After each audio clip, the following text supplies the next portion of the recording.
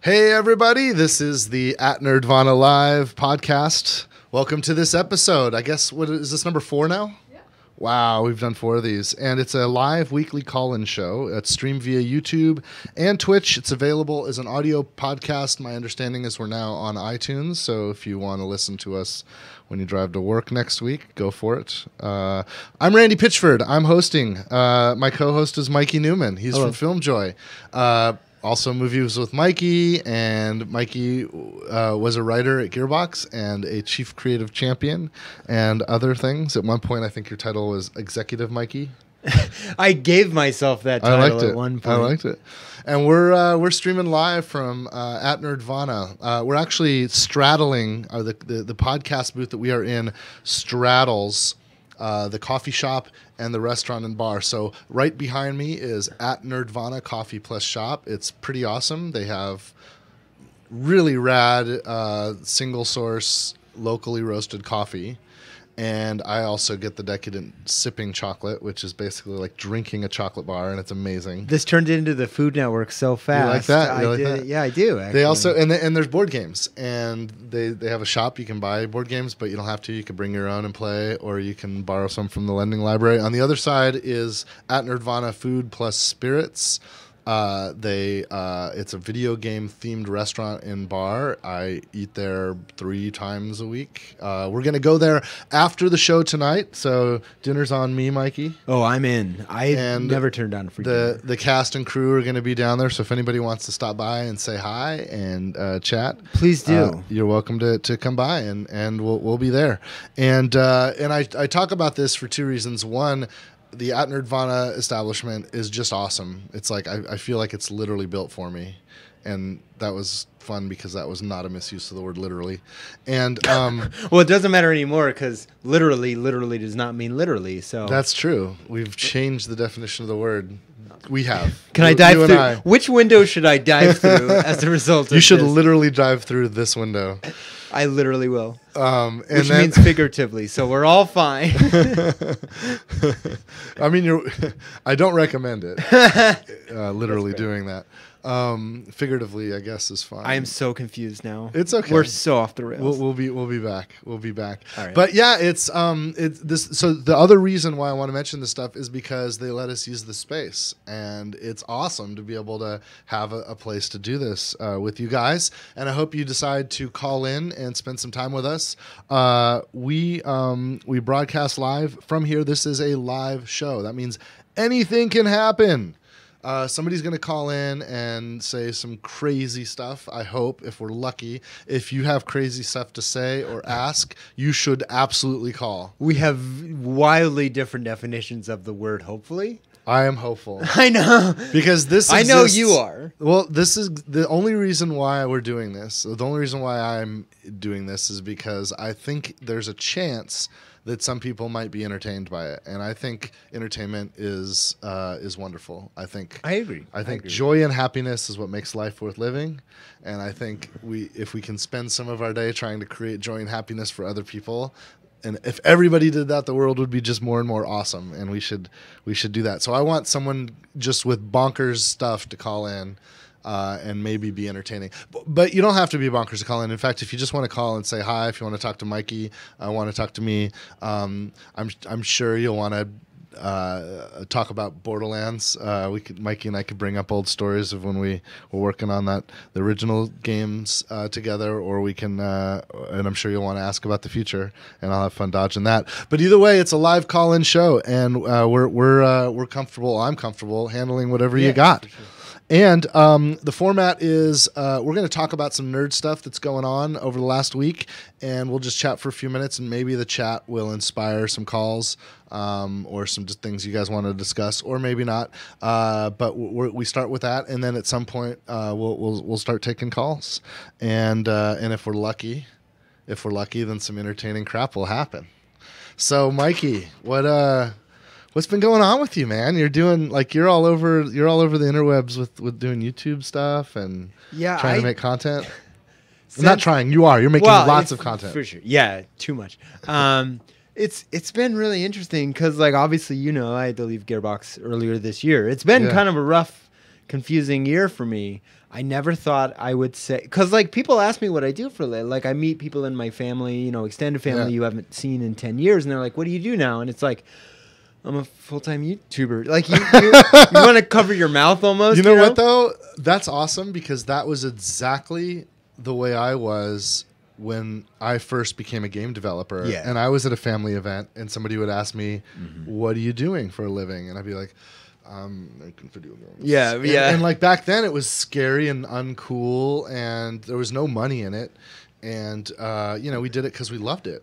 And I think that's what you're doing right now. Oh, for sure. I mean, it's funny you mentioned the point of life is joy and happiness, because like that's 100% my brand now is joy and happiness, which is a journey I started with FilmJoy. FilmJoy is the name of your gig. That's Joyous Media. JOYUS is the name of our company. Joyous. All right. I thought it was clever at the time. Well, we were trying to get joy.us as our web domain. Joy us, like it's a command to the audience. Like gone. Three characters, that's gone, right? That wasn't possible. Well, they came up for a second, and they were basically we'd have to buy it or something. I'm not sure. Yeah. But yeah, it's been sort of ups and downs since starting that, because I mean, there's a learning curve to.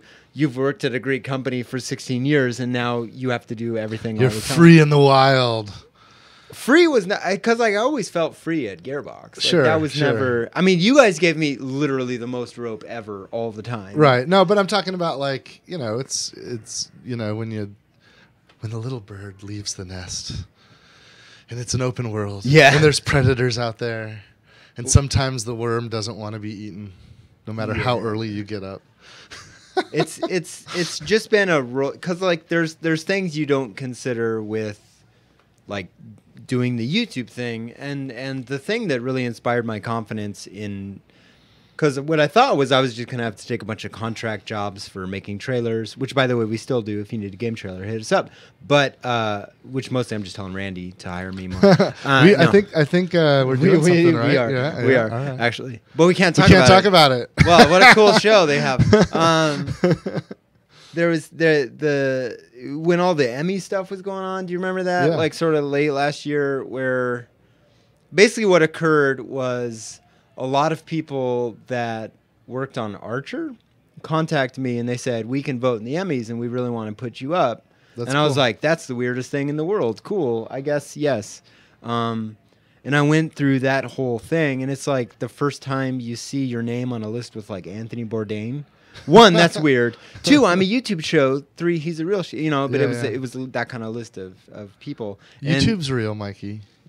Well, but what was cool was because the nomination was for the long list where it's like 10 or 15 all shows names. Are equal. Of course. No, some shows are more equal than others. That's where I'm going to end on this was I had such imposter syndrome about the whole thing. I was just a wreck the entirety because I knew I wasn't going to make Final Five like on the show because I wasn't nominated in an online category. Yeah, I was not nominated in an actual TV category for a YouTube show. In a real category. And you could say it that way. I mean, part of me is like, couldn't you just put me up against Honest Trailers? We'll talk.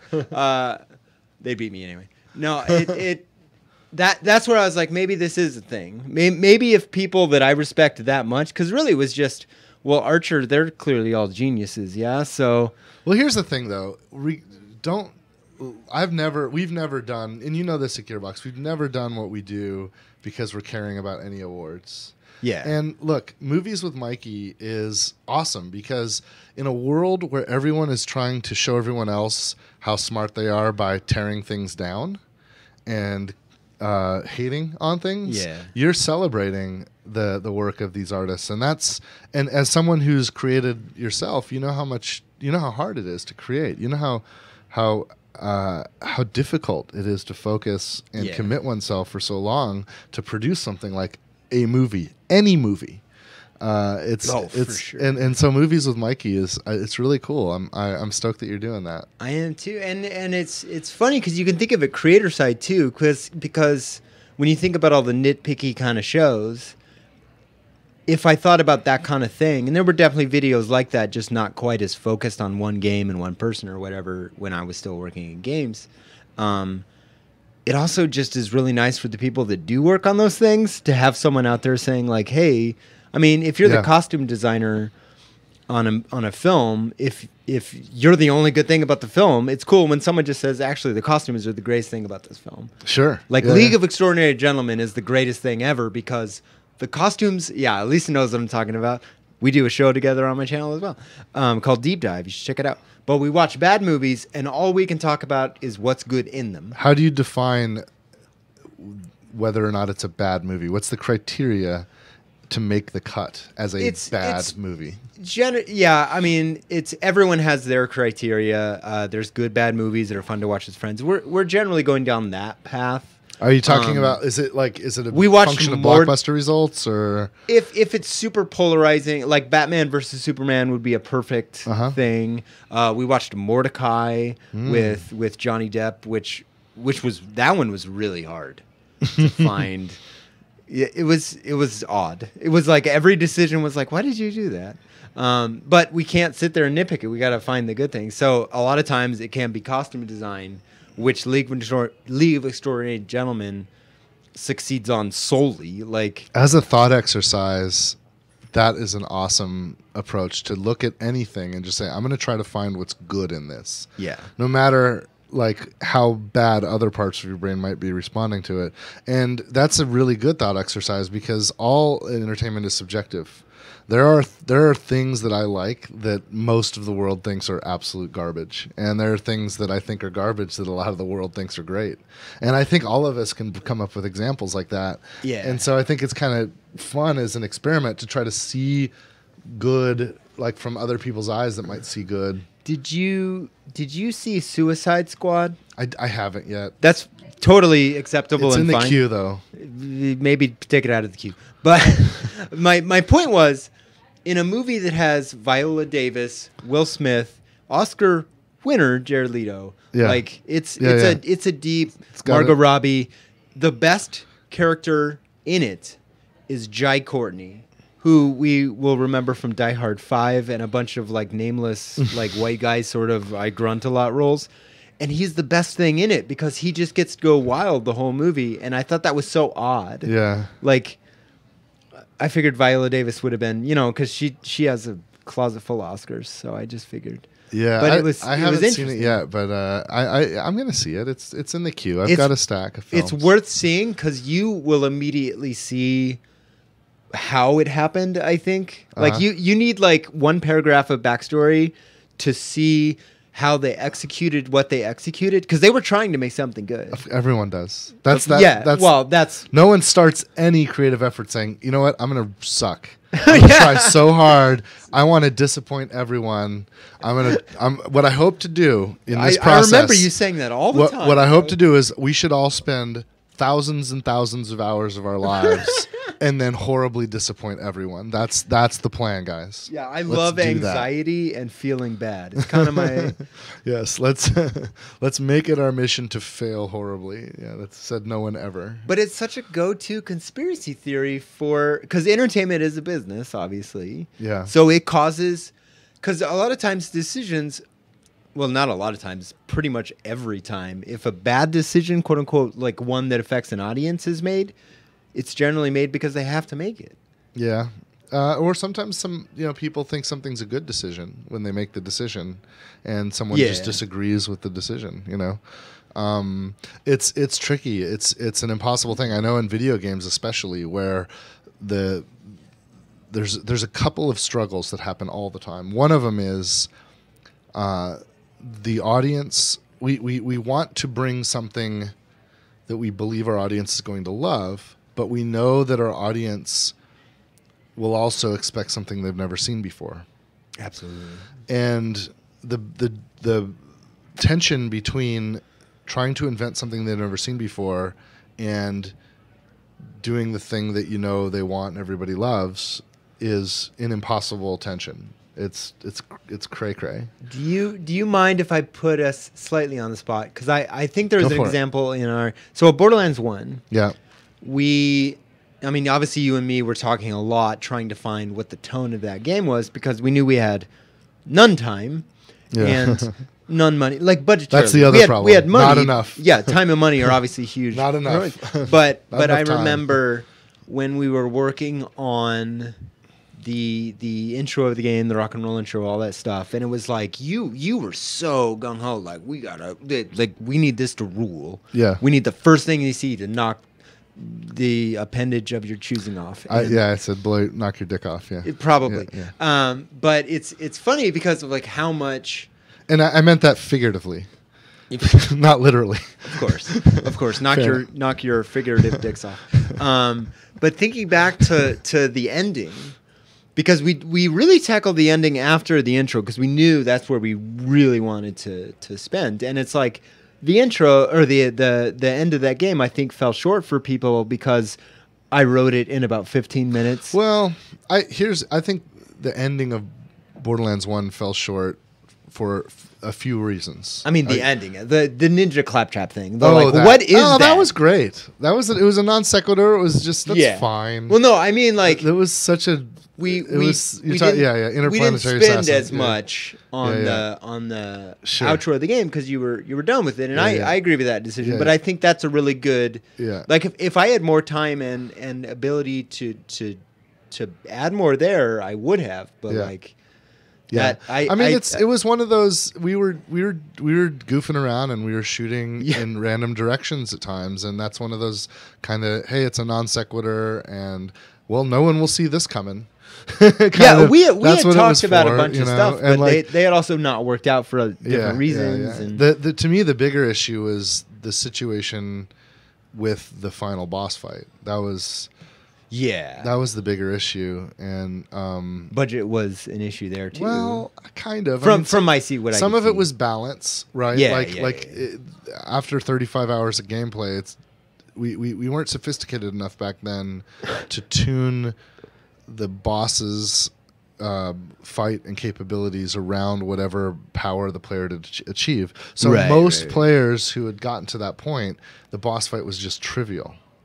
Yeah, that's what we discovered, and some people had a real boss fight. I would rather it be too easy than too hard. But when you can two-shot the end boss, like when it was trivially easy, it's just like that's it. Like you go all this pomp and circumstance. There's a scene, Commandant Steele gets wrecked. Well, and then you just go pop with a pistol, and the boss dies, and it's like, whoa, that was so. And then, but the bigger insult was no loot. That was like we don't get to live that one down. That was the director doubling down on the original premise of vaults not being vaults but prisons. Yeah, which was a good idea that I don't think ultimately fed into the story as we went forward into Borderlands 2 and pre-sequel. Because we were figuring it out too. Obviously. Yeah, no, it was one of those things that underestimates. It underestimates the audience. And what's funny is I think the lesson that he had was that he overestimated the audience, but that's actually the wrong lesson. I think that it underestimates the audience. At that point, every player experiencing that was immersed in the game simulation. Yeah. And we owed it to our customer to deliver a reward after the fight, and the being married to the idea of. Oh, you open Pandora's box, right? Being married to the joke, being married to the punchline. Sure, we should have written a new punchline once we discovered that. I remember having those talks with you back in the day, specifically about shifting from this sort of very arcing plot-centric kind of idea to smaller character stories, because I wanted to support the ludo narrative, so to speak, the story that the gamers are telling themselves. And because I mean, Borderlands, the second I lit a little person on fire with the clipper, I was like, oh, it's that kind of game. That's the game, because it wasn't about you will open Pandora's box. I was like, this is a world where a guy walks up and yells, Jesus Christ, titty cinnamon, here we that's and you could punch a midget's leg off.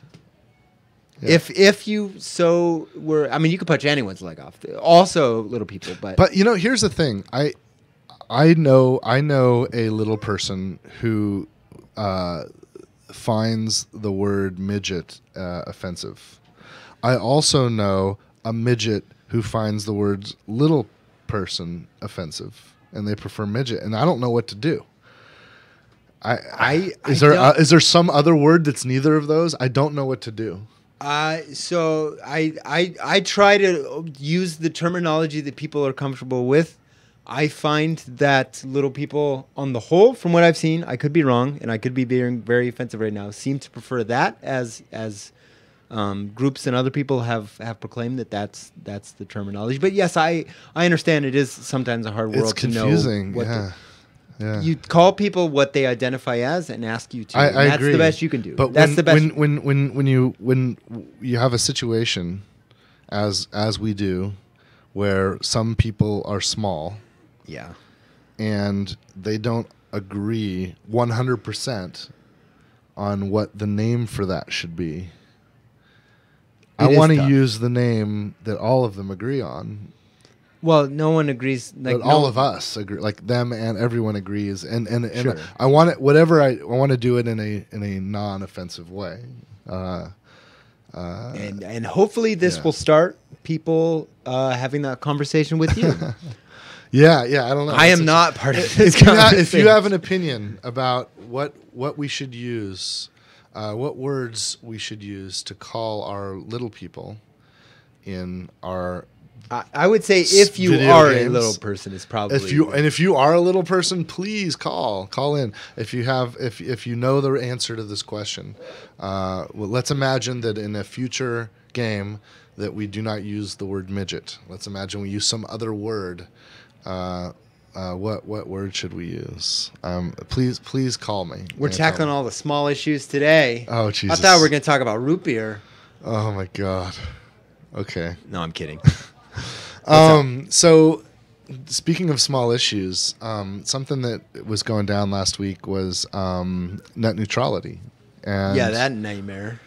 Yeah. Do you have any thoughts on that? I'm curious what your take is. And just for anyone watching that, if for some reason you're not aware, you're confused about it, I believe the situation is that there were some regulations that the FCC, the Federal Communications Commission, established some number of years ago that prohibited some behaviors on the part of internet service providers, the kinds of behaviors that might make preferential service to people that might be paying more or to companies that might be paying more, that would affect the way we can access, or that everyone can access the internet, and use. It's basically a classic a regulatory control trying to interrupt the possibility of a free market that might not necessarily be a fair market. And that's what's in play: free market versus fair market. And in the pursuit of a fair market, if a free market might not create one naturally, how do we govern it? How do we regulate it? Is it a government job? Is it so? These rules were in place years ago, between 2 and 6 years ago, I believe. Yeah. From the FCC, and the new FCC dude is attempting to dismantle those rules and go to a more free market approach to internet service. It's tough. Yeah, it's weird, right? I don't think these are real. This is like real stuff. You know, you got freedom versus fairness. Yeah. Well, it to me it comes down to what is the internet supposed to be, and what.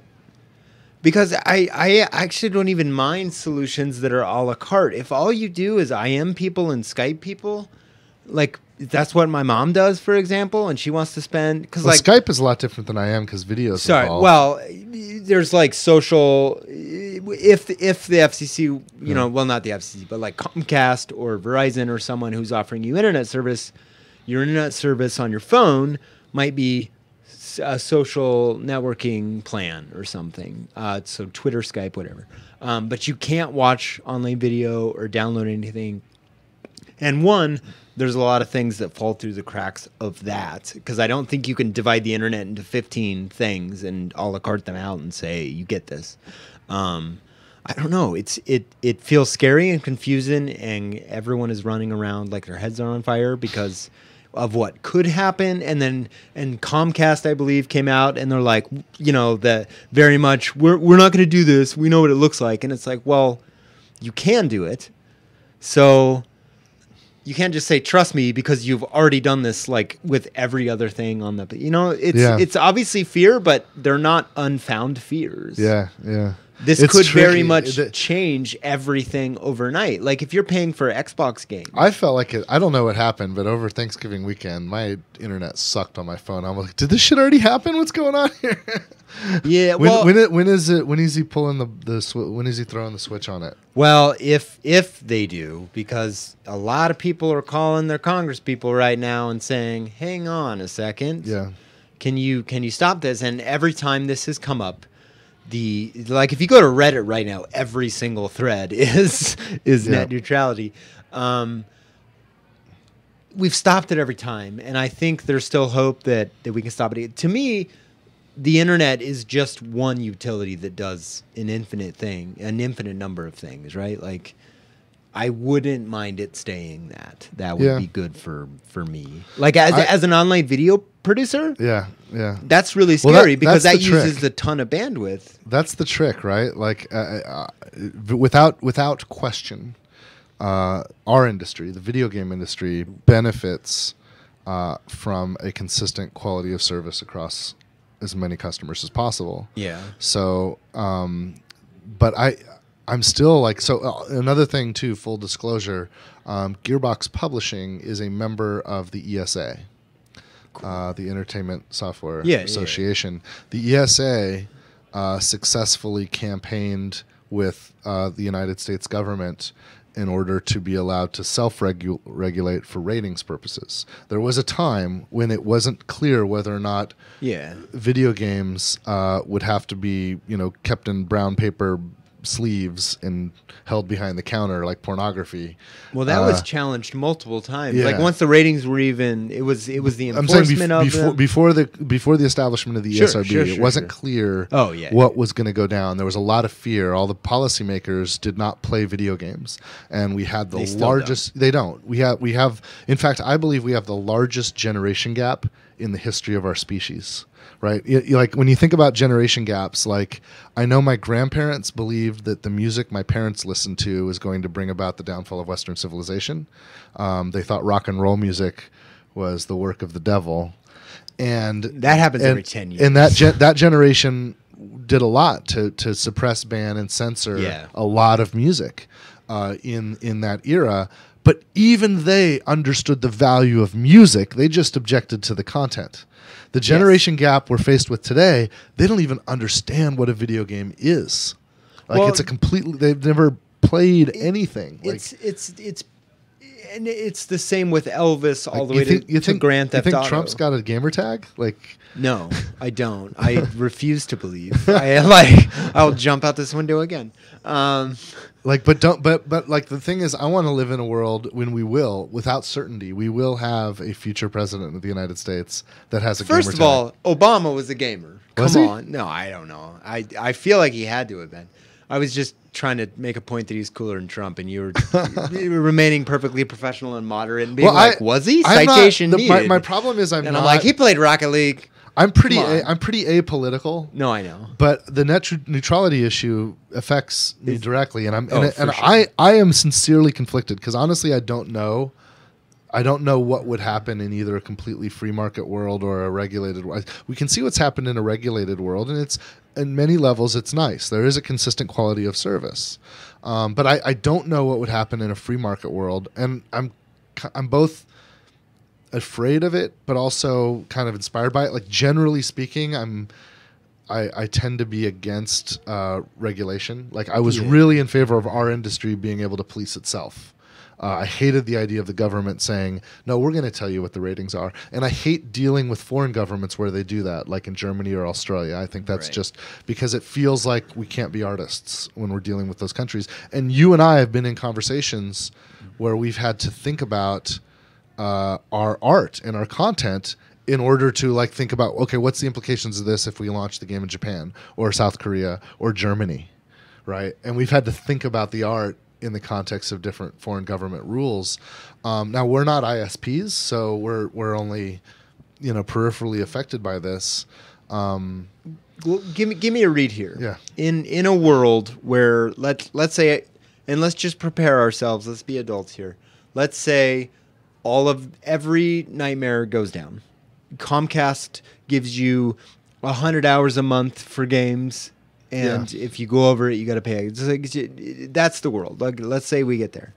What do you think the chances of a new ISP sprouting up immediately that says flat rate $20 get you? Yeah, I mean, do you think like the why free market will just create that? I don't know. I mean, it could, but there's two possible consequences to bad business practices, right? When a business is providing a value and they're profiting from that value, but they're not operating with sufficient good faith, they're vulnerable to being to a new competitor that will operate in better good faith. Yeah. And when you're talking about a service, customers do not give a shit about. It's not like an identity thing, like, oh, I really like the shape of this car, right, or I really like the style of this entertainment. No, we're talking about a service here. So there's no brand loyalty. Like we're gonna use whatever's giving us the best quality service for the best price. That's why we all shipped it from AOL back in the day. That's right. That's right. Hours. We don't have any loyalty there. So on one level, there is that. But there have been times with certain industries where it's difficult for a new competitor to appear in a free market world where there are extremely powerful leaders, right? I'm like witnessing it right now a little bit, not a little bit, I'll actually say a lot with, I'm a big fan of electric power. Right. And I really wish we as a species and a culture would accelerate towards more electric power, more electric vehicles, but the folks that are in control of the automobile industry, traditionally, the powerful entities that make combustion vehicles have, not all of them, some of them have worked to suppress the growth and expansion of electric vehicles. And so it's an interesting case where a free market, the free market could favor the newcomer, but the free market can also favor the powerful. And if it's free, that means no one's coming in to referee this. There was this great documentary film, gosh, it might have been 15 years ago now, called Who Killed the Electric Car, which was about how we figured this out in the late 80s, essentially, how to make an electric car, and how the automobile industry came after them so much that we just couldn't have this kind of technology. Yeah. And it's still happening now. There are certain cities you can have Tesla dealerships in. Yeah. We're not protecting people, guys. This is pretty obvious what is going on. So what happens? Will it be competitors arrive? But the other option that we have if things go off the rails is the policy can always be created. It seems easier to create policy than to take it down. Well, it used to be. Well, make a policy now seems it's hard. Impossible. It's hard to make policy. Yes, it is. But it's easier to make policy than to take policy down. It's an amendment. And it's the function of inertia. Yeah. Right. And everything has inertia, even ideas, even rules. Hey, this is a cool topic, but you want to take a call? Yeah, we should. This is just us, though. We're just going to talk. Yeah, and that's cool. And after this call, we can chat some more about some random stuff. But let's take a call. Let's see what we got here. This is, hey Tom. This is Randy. You're calling from Wales. Are you there? Hello. Hi, Tom. Can you hear me? Yeah, I can hear you. Hey, Just Tom. About. I'm not in Wales. I'm in Derby. Oh, okay. All right. You also might know me as Psychic Hazard. Oh, forum. Yeah. Welcome to the podcast. One of the moderators. Yeah, right on. Thanks for all your help on there. It's nearly always a pleasure. How long have you been doing it? It has its moments. I joined the forum in 2009. Right as Borderlands 1 came out. Yeah, that's cool. That's right. Yeah. So I've been around. Right on, man. And well, the thing about Borderlands is that it ruined other games for me. I don't feel that bad about that. I'm okay. It depends. I mean, Sounds I great. don't want to ruin anything. We're just trying to create happiness. well, you did. you bastards. Okay. I'll pick Well, another game. it's a team effort. I'm a small part of a big team of people that all are killing themselves trying to make awesome fun happen. Well, you did. It means that Wow. now I can pick up a game and I'll play it for half an hour and go, this ain't Borderlands. Oh man. And that's me done. Oh man. You know what? I got to confess that that's been I've had that for a while too. Both my wife and I, we seem to just be bouncing through games looking for the right flavor. My wife and I play couch co-op together. We played all of the Borderlands games, all of them, all the way through multiple times, couch co-op. And in some ways, like some of the influence I had on the game was really just selfish. But we've been missing that. There have been some games that have scratched some of the itch. For example, I'm not sure what your budget is for games, but right now we're playing Assassin's Creed Origins, which is not co-op, but it does do a lot of things really nicely for open exploration, and it's really, Christy especially is very engaged with it, and she's been tweeting about it a lot actually. Yeah. So there's some cool stuff, but yeah, it doesn't. Nothing quite has that. And I'm kind of happy and sad that nothing quite has that. Like, I'm happy that, we've got our own little angle here. That's Borderlands is definitely its own thing. Yeah, Like, I'm surprised though that other people haven't aped it more. The closest I think from a game design point of view, and it's not quite the same in many respects. I think Destiny started tonally they're on two different planets. Just game design only. Yeah, kind of started to tread into but some I'm of Tone the Boy, territory. so I have to kind of rep from a style point of view, it's a completely different game. Yeah. Anyway, what do you want to talk about, man? Thanks for calling. Well, a couple of things about Borderlands 3, I'm afraid. Well, that I doesn't can wait exist, because right? I've not heard of it. I know. What is this? If it did exist, yeah, okay. We're in a hypothetical world where there might be another Borderlands game. Okay. Yeah, you made some comments on Twitch recently about microtransactions, and I was wondering how that related specifically to Borderlands 3. Oh well, what specifically? Hypothetically, to a future Borderlands game. A potential possible future game. Yeah. We the biggest mistake I could make would be to try to set any expectation at all until we're ready to announce a game that hasn't been announced yet. So, I've been punished, like personally punished, when other forces have sort of driven us to talk about things before they're ready. And I have sufficient control over this franchise where we don't have to announce or even talk about anything until we have it. But outside of the realm of a theoretical future Borderlands game, I can talk about topics a little bit. I mean, I'll tell you, I do. I think that at the end of the day, we as customers need to feel like we're getting more value out of an experience than we're spending to get it. And I think when a creator fails to give us more value than we're spending, we are disappointed with that relationship, and we don't want to continue it.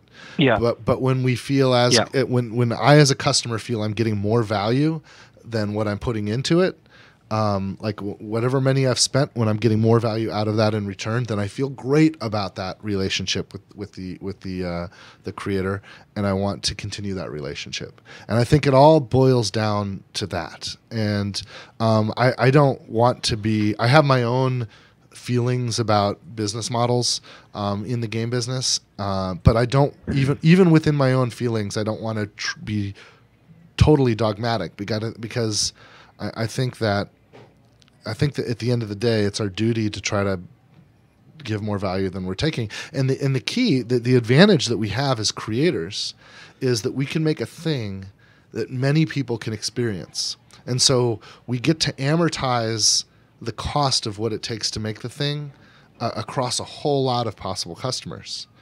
And I think that's a neat advantage. I discovered this principle when I was a magician.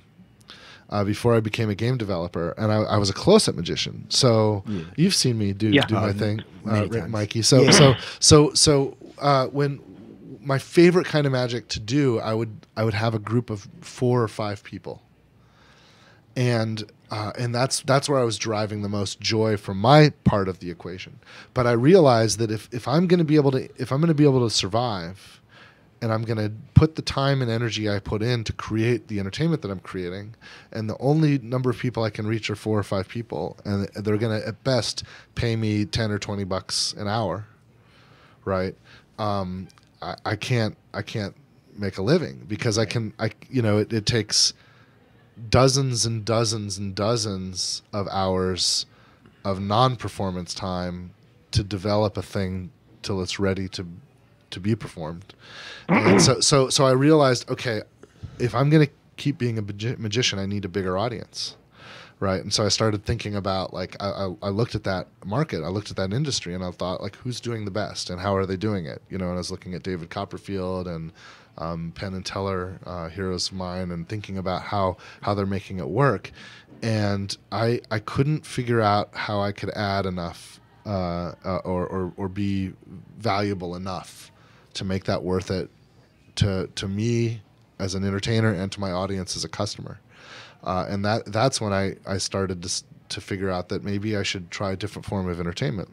Instead of trying to entertain a handful of people at a time, with a video game we can entertain theoretically millions at a time. And with that, we can put a lot of energy. So, for example, you can think of like Borderlands 1, and without giving too privileged information, let's imagine that the budget that we spent to develop Borderlands 1, we'll call it X. Sure. And then the budget to develop Borderlands 2 was 2X. And that was a great decision because we knew a lot more about how many people we could reach. But then it turned out with Borderlands 2, we didn't reach 2X the number of people that we predicted we would reach with Borderlands 1. We got close. We exceeded it by a lot. Okay, I was so with Borderlands 1, let's say we predicted we would reach n number of people, and we budgeted around that prediction. But in fact, with Borderlands 1, we reached a multiple of that. We reached like 4n of what we. So with Borderlands 2, we budgeted for 2n. And we actually achieved like 18. Yeah, 8 or 10N. Yeah. So now we can budget even more. So as we're building future things, it becomes a very good decision to put more energy than we've ever put into a thing before. And what that means is, I think the result, well, without question, the result's going to have more energy in it than anything we've ever done before. And I hope that means that on the receiving end, our customers feel they've gotten more value than they've ever gotten before. Now, in terms of did all of that answer your question? Well, there's one more piece. There's one more piece. There's one more piece. Chapter 4. I think that part of when we react to business models and evolving business models in the game industry, part of that reaction is about expectations. For example, when I download on my phone a free-to-play mobile app that is designed, like let's say a clicker game. Yeah. Right? I'm expecting that there's going to be some in-game purchases that I can have access to that are really going to be about shaving time off of things that I would otherwise have to wait. The game would ask me to wait for. Like they've trained me to expect that. Contrast with, say, for example, Borderlands. If I buy a Borderlands game, especially after what we've done in the past, I have an expectation about how much I'm going to pay for the game and what things might follow the game, and what those might cost, and what shape they might take. And if we lean into the expectation, we're probably going to have people that are very comfortable and very happy with what we do. And if we subvert that expectation and do something wildly different, then we're going to have people that are going to feel a lot of tension and concern about what we do. Yeah. So and when you compare that understanding with the reality I just talked about, where our investment is much larger, while our risk is much larger, it seems from a business point of view that we'd want to be careful about multiplying the risk, and we'd actually prefer to mitigate the risk by playing into expectations. But right. again, this is an evolving world, and we're talking about a theoretical thing that hasn't even been announced yet. It's very likely that a lot will change in the world between now and technology is moving so fast, and the business is moving so fast, and that's one of the things that excites me about our industry. It's very stimulating in that regard because it's constantly changing. So I'm sorry I could not hit your question directly, but maybe in a roundabout way I gave you some insight into the way I'm thinking about it, and maybe if I hope, and my intent was to give people who loved things we've done in the past as much confidence as I can give without overly committing myself at this stage in the thinking and the decisions that we're making. Yeah, I mean, I think most people understand that everyone wants Borderlands, a potential Borderlands game, to be very much like Borderlands 1 and 2, but still be different enough to make it innovative. And that's your kind of really tough job, I think. Yes. Is to fulfill those expectations while innovating at the same time. Yes. But not too much, because otherwise you get anguish and drama. Yes. Yeah. And different people have different opinions about where the innovation should be and where it should not change at all. For sure. Yeah. Everyone's got a slightly different attitude about what should change and what shouldn't. I'll tell you one of the things, like if you want to get some inside baseball, we have another franchise which Mikey and I worked on together called Brothers in Arms, and we have been, which is an awesome game. Oh, sorry, thank you. That is awesome. Thank you so much. Absolutely love it. You know, in fact, Brothers in Arms Road to Hill 30 was the last video game that I directed and produced myself fully. I've been an executive producer of everything since, and I've had a deep role in every project since. But I was total director of Road to Hill 30, and that was the last time I did that. So it's a very personal franchise to me because that was the game that created that franchise. But I'll tell you, it's been really challenging. You know, after Hell's Highway, when we were working on the next Brothers in Arms game, and Mikey was working on it too, our publishing partner was really trying to, I don't want to throw them under the bus, let's say encourage us to go very Hollywood and abandon some of the authenticity and go more towards Inglourious Bastards. Yeah, even farther, frankly. And that's where it started. Yeah, it was a slippery slope. Yeah, and that to me is always like, I feel like our medium is so much better than to just look at a movie and ape it. Like I don't. That can be customer expectation a lot of times too. So the pressure at least makes sense. But it's just I feel like tough. We're better than that, you know. But it's been a challenge because that led to a deep conflict between myself and some of the folks, editorial and otherwise executive on the publishing side, Ubisoft on that ultimately led to the destruction of the game that was going to follow Hell's Highway, and me, resetting and starting over. And in working on that franchise, and we have been working on Brothers in Arms in the background for a long time, and we have some incredibly exciting stuff that we're doing that I'm really looking forward to announce. But in working on it, we are changing the formula a lot. But the values that we're holding on to are authenticity and a commitment to storytelling and a commitment to the fundamental tactical gameplay. But in terms of like some kind of mechanics and game flow, I think it's gonna be a big change, depending on what happens between now and when we're ready to announce the product. But I'm very excited about it, and I'm not afraid of that. And I think with Brothers in Arms, it's going to work, and I think people will be it'll make a lot of sense when people see what we're going to do there. I think with a franchise like Borderlands, it's a little more sensitive. I think the amount of room we have to innovate needs to be more in an additive sort of way than a changing what worked in the past sort of way. There's another franchise, though, the Duke Nukem franchise, which is an enigma. I have been up and down, around and around on so many different creative concepts for a big AAA Duke Nukem game, and I've been ready to bet on a bunch. But that one. What's the answer I've there? spent some mental energy on that one with you too. Yeah, that's a tricky one. There was some cool game stuff me and you were working on back in the day that no one will ever see. Maybe. A couple times actually. I've been involved with Duke a few times. Well, I'm working on a movie deal. Yeah. Which is a space I think Duke makes the most sense. And it looks like it's happening. Like we keep going. The more we progress in the movie. Let's progress all the way. Viola Davis as Duke Nukem. Perfect casting. Chat, back me up. Is that not the best Duke Nukem casting? At least it fills me.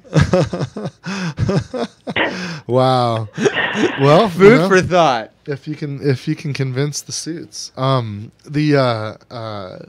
that's a crazy one, and I'm really excited about that, and I think that's going to help that one a lot. But every franchise has its own kind of like room and space as far as where you can play, where you can innovate, and how you can get through it.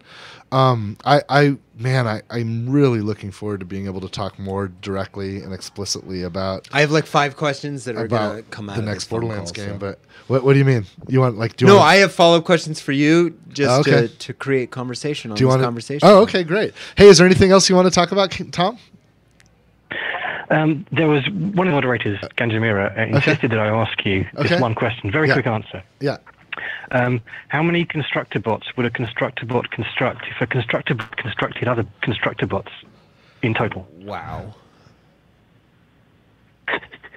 A constructor bot would construct. He's figuring this out for real, by the way. I'm watching the wheels turn. A constructive constructor bot, if a constructor bot could construct constructor bots. I think that was the answer. You know what? Works for me. That's pretty good. The answer is 4. Thank you. Thank you very much. That will now be canon. Until we change our minds. Print it. Yeah. Okay, well, thanks very much for having me on. Yeah, cheers. Have a good one, man. Thanks for calling. Oh, that was fun. Take care, Mikey. Yeah. Bye-bye. See you. Yeah, cheers. Oh, that was fun. So Tom's awesome. Psychic Hazard on the forums has been around for a while, since Borderlands 1. Oh man, how great. Hey, if you're on the forums and you want to call and chat, do it. Don't be shy. We love talking to people.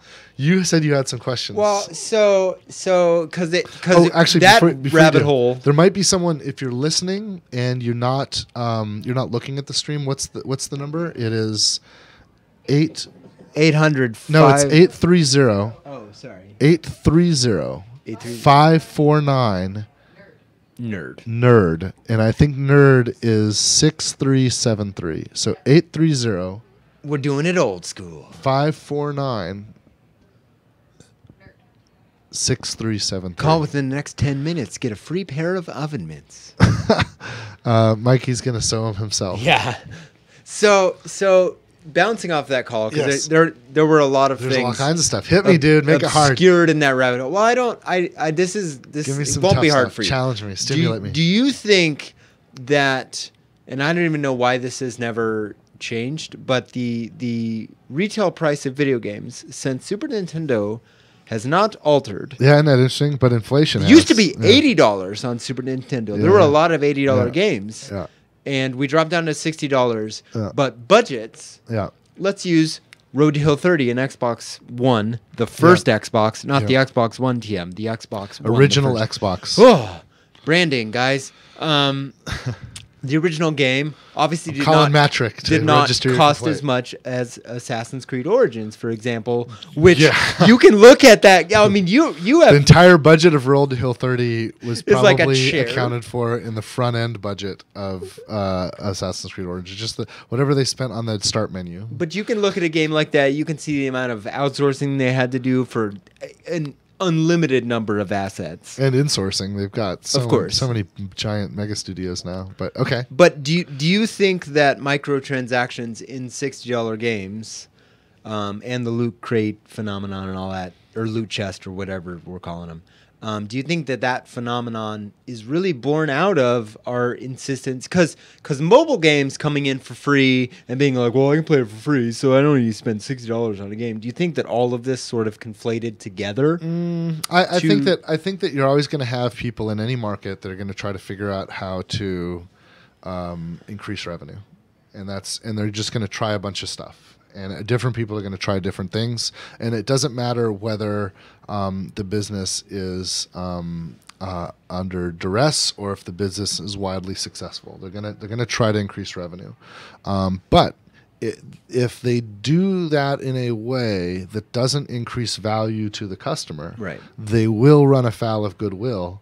And they will risk losing the trust of that customer for future offerings. So anyone playing long game is got to be careful about that. But look, I think what's actually happening there, the way that the industry has made up for the fact that the cost of a single video game hasn't increased in the last 20 years. 25 years, but the cost to develop it has increased by maybe 3 orders of magnitude, definitely 2 orders of magnitude. The way that the industry has dealt with that is with scale. It's through reaching more people. Yeah. Right? In the Super Nintendo era, it was absolutely conceivable to have a video game created with the budget it was at its time that will sell a few 100,000 units, and that was a massive hit. Which is not a world we live in now, because you couldn't greenlight a game. I have people tweeting me telling me what a dismal failure Battleborn was, and we have 3 million customers. I still play it. My sister, my nephew, and me still play it. Damn it, we're still there. Yeah. So reaching more people has been part of the way, and we've been able to reach more people. Only partially because the games are great, but the more important thing is because this medium is great. Interactive entertainment is the best form of entertainment on the planet. Agreed. Without question. And new people in the world, people where all entertainment is a choice. There's not all of it's new because they're new people. I'm talking about children as they grow up. School-age children prefer video games. We do call new people children now, I believe. Children. That's the That's correct the term? Okay. So Okay. children, Write that- school-age Lisa, children. Write that down. School-age children prefer video games over all other forms of entertainment added together. In fact, 95% prefer video games as their number one form of entertainment, and that includes music, television, reading, film, and any other form of entertainment. I don't know if masturbation's on the list. I'm not. Because I think teenagers, that would probably be the number one, but... You tried. as a whiff, but you could have given it to me. I don't know. I took me. it because Elisa gave me the look. You I had to just take it deadpanned from me. you. I had to. I thought it was. I was. It was thinking, actually okay. I was thinking back to like 14 and 15-year-old my own self, and I was thinking, I just did that, re-hit did the that ball. like over how the would I fence. have answered the question if I was in one of those surveys, and then I realized that I would have to check other. Let's agree. You're not wrong. I might be alone in this. And probably not. but yeah, but old people don't play video games at all. Like we were talking about earlier, they don't understand it. It's not an option. So as all the old people keep dying, and as we keep creating new people, as we keep creating Ice cold, my friend. new people, we keep moving on to saturation. I mean, I am in my 40s, and I still think video games are the greatest thing, and I spend all of my free time that I can that I'm going to spend on entertainment playing video games, and I feel great about that. They've been feel intensely rewarding for you as well. I feel like I'm making great decisions with my time when I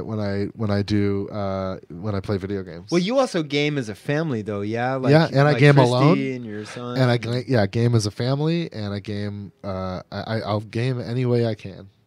It's like smart. And there's so many good ones this year. Yeah. Like 2017 is the insane. garbage fire to end all garbage fires, but games wise, we're crushing it this year. And you know what? The world needs us more than ever.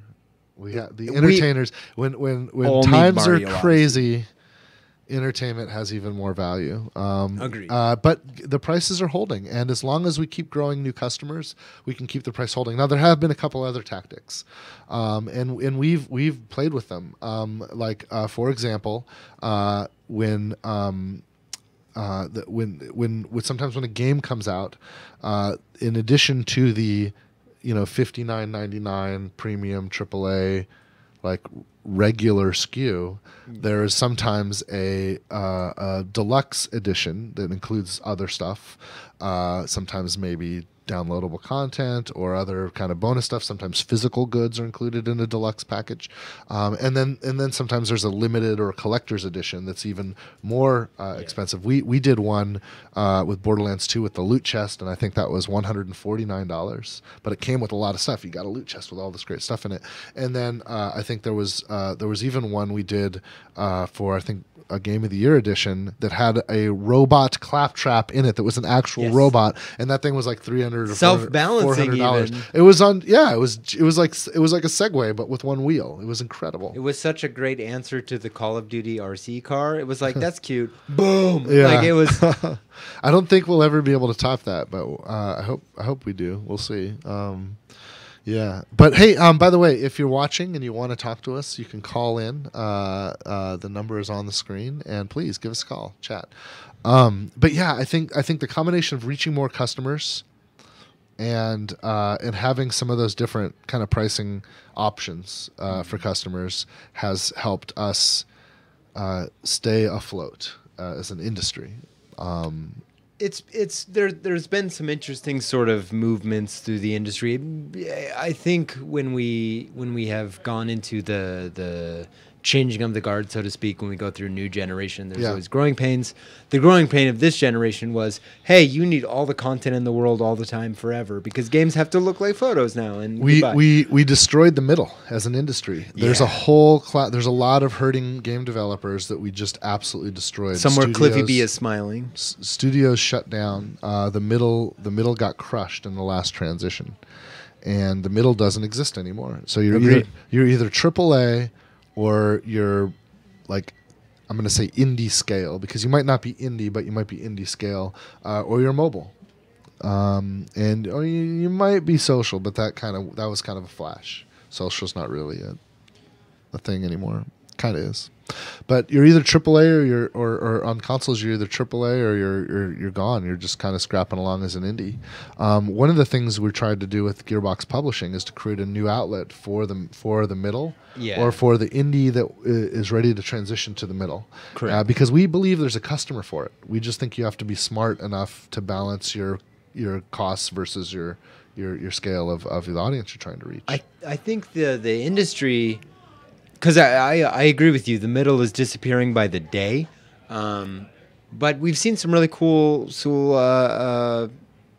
successes there between like Rocket League and Battlegrounds and games that started fairly low to middle, kind of growing into this AAA huge thing. Yeah. Yeah. I mean, when we started Borderlands, we weren't quite sure that it was AAA, Agreed. But when we you let me write it. Clearly, you didn't think that. So. That was fun though. It was. Do you remember that night? It was pretty low budget. Do you remember the night? It was the night before the first day of studio recording, and we were up like all night. We were up till like 4 a.m. And I literally sat. I pulled up a chair at your desk, and I was sitting next to you. We made you a baby desk. It was the Pitchford baby desk next to mine. Yeah. and we stayed up till 4 a.m. And the process that was fun because That was fun. My writing was always very Straightforward. methodical. Like I was worried about the information, Which worked for Tanis. It just needed like it didn't, Tanis. no, it did not. Well, no, but the information was there, but it was not at all entertaining. that's my point, though, is that it needed to have the starting point. I actually used a lot of what you wrote, and it was super influential because she needed to well, be I gave you a framework. She had to be that methodical. Yeah. But she also had to have. I gave you a like- framework, and you Yeah. created a character. Is Yeah. what happened. But my memory of it was so nice, which was I would have this method kind of material, and then you would write over it.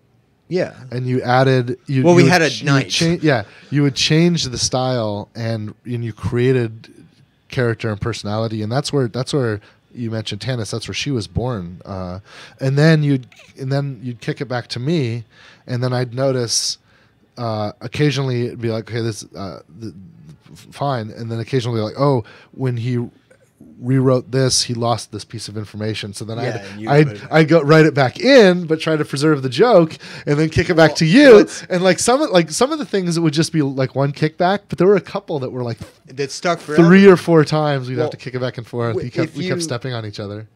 If you remember the intro, like when they're all on the bus and you can select your character in that super slick, everybody's yeah. in there. When you moused over, Marcus would say some things, Yeah, yeah. and I'd written a line originally about how Mordecai looked like a Mexican wrestler. Oh, that's right. And you're like, There's no there's no Mexico in space. In space, yeah. And you invented Truxican wrestler. Yeah, I wanted Which came back in the DLC Yeah, it's come with back an a few actual times. model. It came back in Borderlands 2. Like I thought that these little, just you threw a dart, and it actually became like the first time I saw an actual Truxican wrestler. Yeah, that kind of stuff I actually feel kind of strongly about, keeping the cohesiveness of the universe. And in another example of that, not the writing, but like that same kind of weird thing we do with our brains when we parse the universe. I had people that were really passionate about this question. The question they had for me was, is Hammerlock African American? And my answer was, there's no Africa. nor America. There's no America. Like none of that exists in the Borderlands universe, right? He's so black. If you're curious if about that's the what color you're of his, asking. if you're curious about the color of his skin, like look at the pixels, man. Yeah, like they're I there. don't. That's a strange question. It was interesting, right? Because it's a trap both ways. Yes, yeah. Which you're like, yes, I know. It's a trap. But and it could be that was the goal. They're trying to trap me because people. But it I have is sort of trolls an that like to play. interesting. I'm disappointed. None of my trolls want to call. You were trying so hard to get some trolls. Like, gosh, they were on my Twitter please. Earlier. I can guarantee you that. Why wouldn't you call, troll? I'm giving you an open door. Oh well. But yeah, Giving you an open door in a room with no door. Oh man. nice. So you said you had like 5 questions. I was over exaggerating, but Okay. I do have a follow up Yeah. that is incredibly unfair. Oh, Do yeah? you think games should cost more than $60? I am specifically talking about AAA, Switch, Xbox One, PC. No, I think that we both as a customer, I think we're benefiting. I think as a customer, I benefit from that consistency. Yeah. In that line, and I think, and as a creator, I think we benefit in a similar way. I think that if price goes up, the number of people we reach goes down. And my goal as an entertainer is to try to reach as many people as possible. That is a fantastic answer. Follow-up question. Do you think movies should cost less to go to? Because like some places you might spend $17.50 to buy one ticket to go to Yeah, a I go to film. iPick, but Yeah, that could be the $20. thing is, like, I don't know enough about that business. I do know the business is still working. I know that when there's a certain class of film where the way I want to experience that film is in a movie theater with a giant screen and a massive sound system, and that there's a movie that's a movie I won't watch on. The idea that somebody would watch Thor Ragnarok on an iPhone 4 is just, I don't know. To gently massage your point. Yeah. Not everyone is this, because like I used to be there. I've gone through some changes, we'll say. I'm blind out of my right eye. Like I can't move as well. I don't do great in auditorium-like places because I could fall and die. Yeah. Don't want to do that. Right. So some accessibility people, aside. Okay, Accessibility aside. I mean, that's because I agree with you, but I'm like, yeah, I'd watch it on my phone. The fact that like there's someone with no hearing and no sight that might enjoy a story if they had some way to deliver it to them through touch. Well, that's what the Miracle Worker was about. Right. And Once upon a time. Boom, what a reference. Nailed it. And I think I think that's a different accessibility is a different kind of issue. Sure. But yeah, I mean I think I sometimes it's an assault. Like if I go to iPic and it's turned up too loud, I'm actually like scared. Like it's having, because you generally don't want your audience to be like, well, sure, Thor Ragnarok was kind of loud. It was. I like it though. I love that. I wish I could have been in one of those audiences. I've heard stories of like back when film was first being introduced, and they would take a projector and a screen into an old vaudeville theater, where the best anyone had ever done is seen like a still picture. Mm-hmm. And they played the film where the train would come at the wherever it arrives on the train, like the great train robbery or something, and the audience would gasp, get uncomfortable, and they'd get up out of their seats and run away from the train like it was going to hit them because the train's coming at the camera in first person.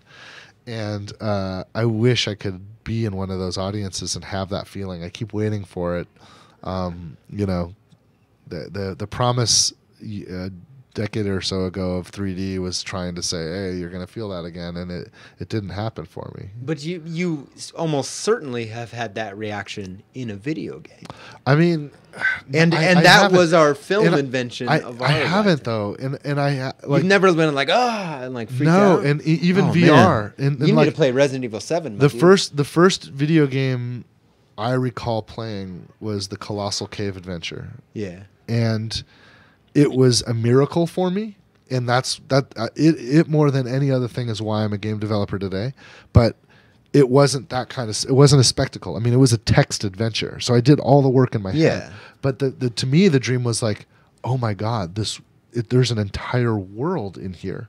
I can instruct the computer that I want to walk north, and the computer will give me feedback as if I walked north. It did it all in text, but I felt like there's an entire universe, which means, holy shit, infinite universes. And somebody created this particular one, and we can all create universes. I remember when I was at my uncle's apartment when I was like 4, and he had Ultima 1 in DOS, like the sort of ASCII art person that's just dashes. And it's a visual word, but that was all I needed. Yeah, I went into another room.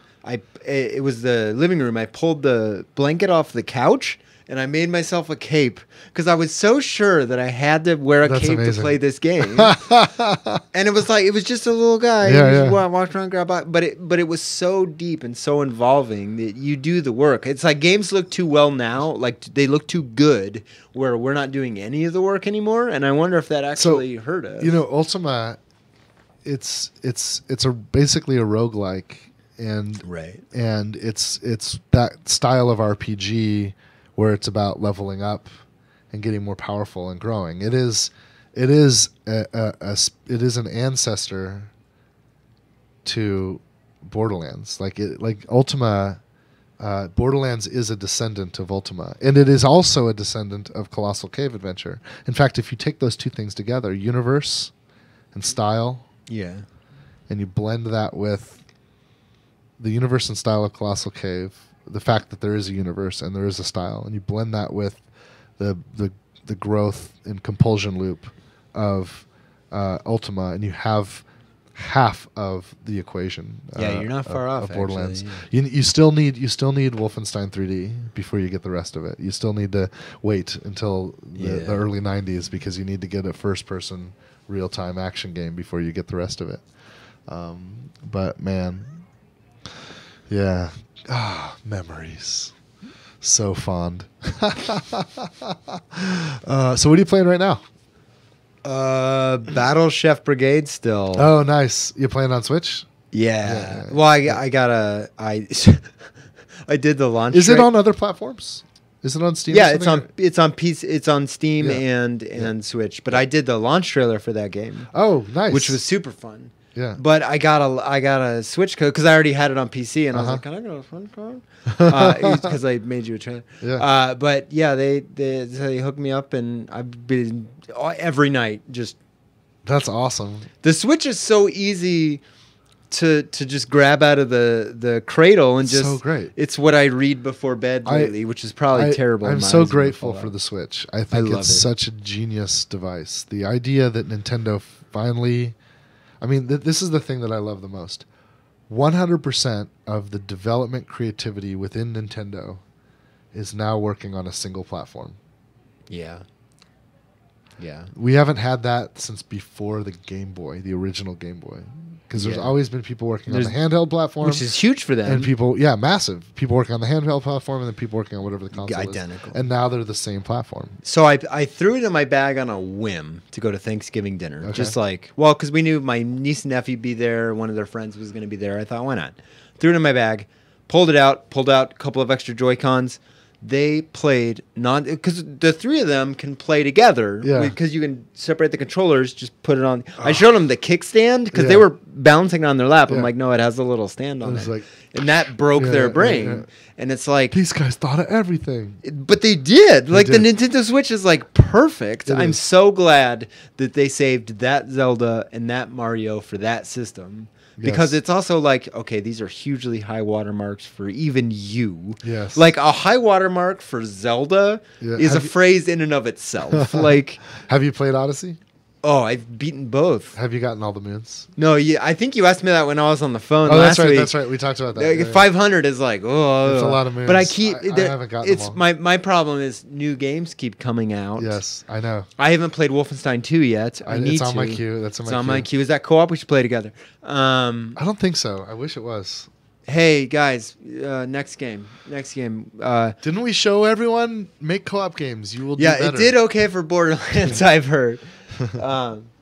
Yeah, I need more. I actually am finishing up Battle Chef right now, so I need another game. What do you recommend?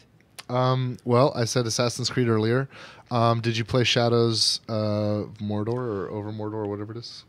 No, Did you I played play- that. I saw that the other day, and yeah. Did you play the the game that it's a successor to? What was it? Shadow. Oh no, I played the first one, but not the second one. Yeah, the newest one just came out. That's Shadow of War, or Shadow of Mordor. I don't know what everyone- it's called. It's whatever the new fucking, There's some branding hiccups in It's there. a new I think. Tolkien game. Yeah, no, I know what you're talking From about. the Monolith Troy guys, right? Baker's the main character Yeah, in it. it's great. Doing an English accent. It's great. Could have hired an English guy. It's great. It is great, actually. How great for Troy, by the way. Troy went from guy we like put in a closet to record Brothers in Arms because he's like, I want to get into this, to like the dude. He's done every voice. Like, I feel so great that we helped him kick off his career. It's awesome. Like, But he has the voice for it. We just gave him a stage, and then everybody yeah. went, "Oh yeah, him." yeah, of course. We were lucky that we for sure, we discovered him. I remember. Were you there when we were playing poker?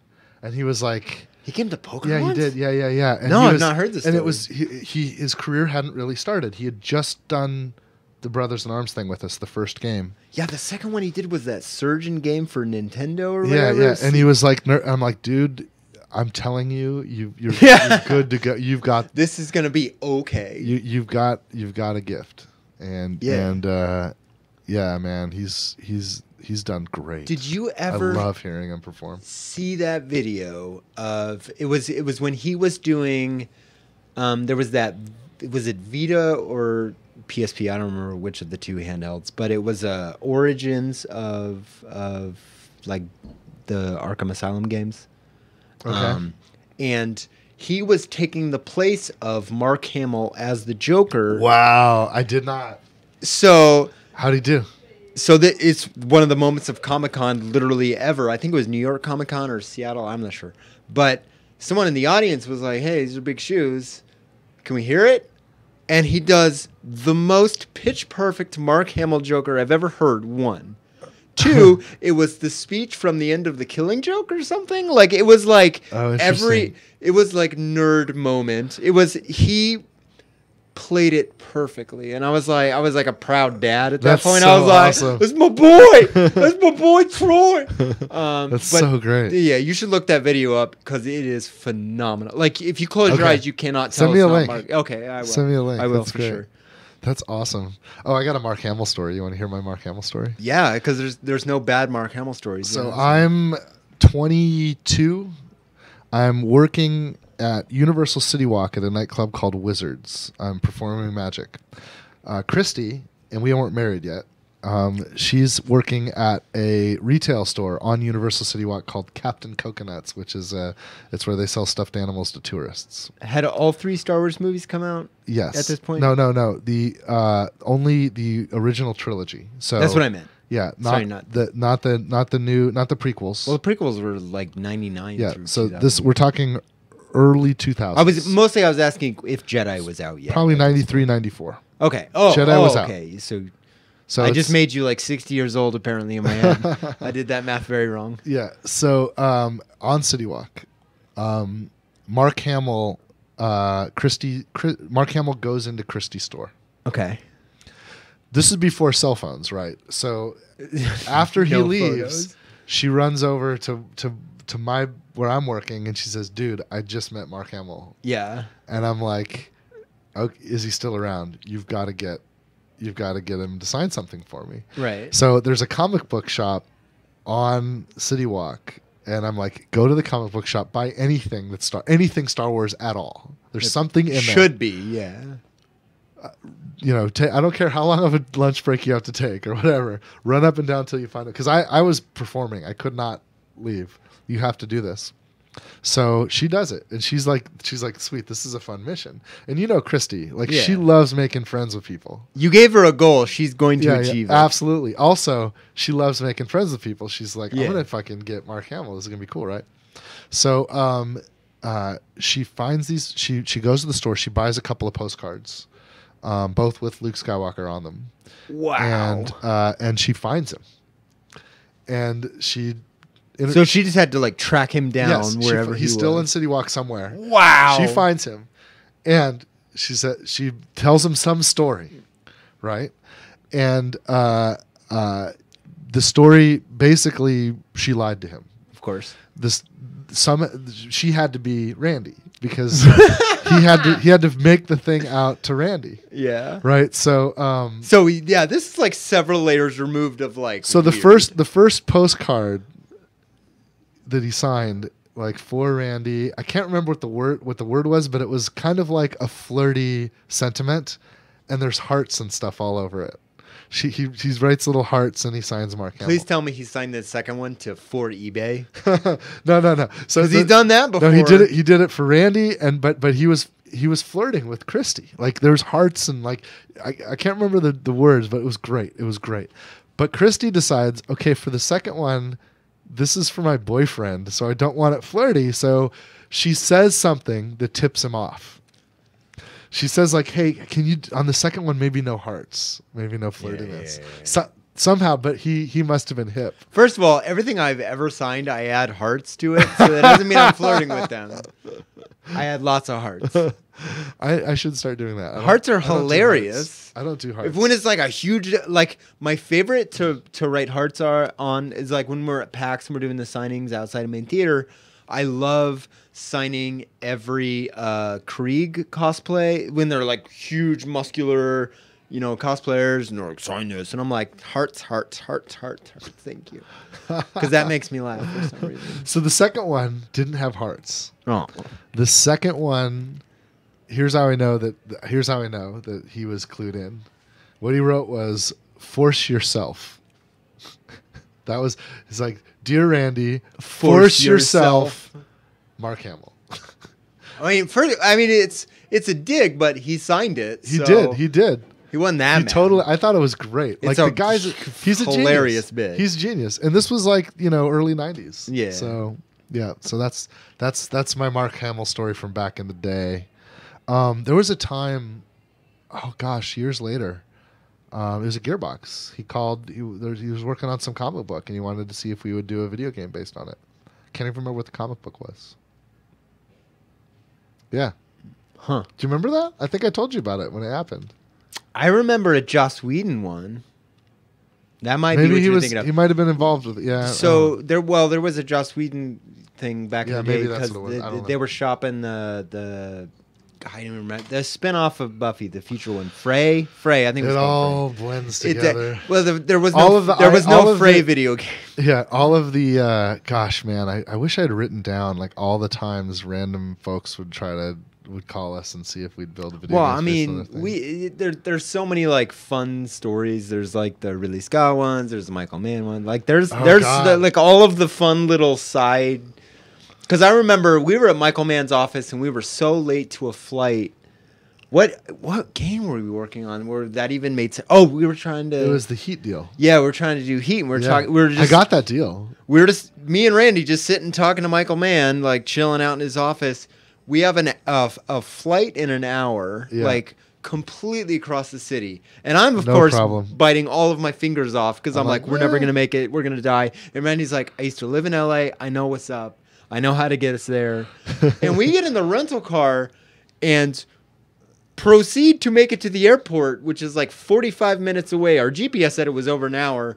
We made it there in 20 minutes, taking at one point, I think we were driving through the sewers. I don't even know. Like, I did the canal route. it was. We were like, we're going to take a drift through this Panera Bread real quick. Like, but it was that kind of, we definitely drove the wrong way through a parking garage. Yeah, That happened. yeah. But it was like, Randy's like, trust me. I was like, we're gonna get there, but we're gonna have to act like we're in a Michael Mann movie in in order to make it. It did We're line gonna have up. to drive that way. But that was one was moment in on my brand. career where it was like, if Randy tells you not to worry, don't worry. Like, it might be terrifying. One of my favorite things, I'm not sure, there was one of the meetings we had with Michael. I'm not sure if you were on this one or not. Tell me if you were. I was debating with frickin' Eddings. He was convinced. Eddings wasn't there. So it was a different Well, meeting. yeah, So he was convinced. This was back at the beginning of Blu-ray, before it really launched. He was convinced that Blu-ray was going to die and that HD DVD was going to be the winner. I was also convinced of this. I never would have argued Michael freaking Mann about it. And I was though. like, no, dude. There's no Blu-ray's got this in the bag. You don't understand. And so we go. We're at the office. yeah. And Michael's like, yeah, I'm just doing an edit of Miami Vice for Blu-ray. for HD DVD. Oh. And so David's like, okay, settle this argument for us. Oh no! It was clear from like day one that HD DVD was gonna lose. So still bought it. Michael is working on the HD exclusive for Miami Vice was going to be on HD DVD, and he was literally working on the edit at his desktop. And David decides he's going to ask Michael to settle the argument, thinking he's already got it in the bag. He says, okay, Randy and I have been arguing Blu-ray versus HD DVD. Randy's convinced it's Blu-ray. David, I think it's HD DVD. What do you say? What? Why? And guess what Michael says? He says Blu-ray. He says they got. Of course he says, did. and he says Sony's got the muscle. Of course. Hello.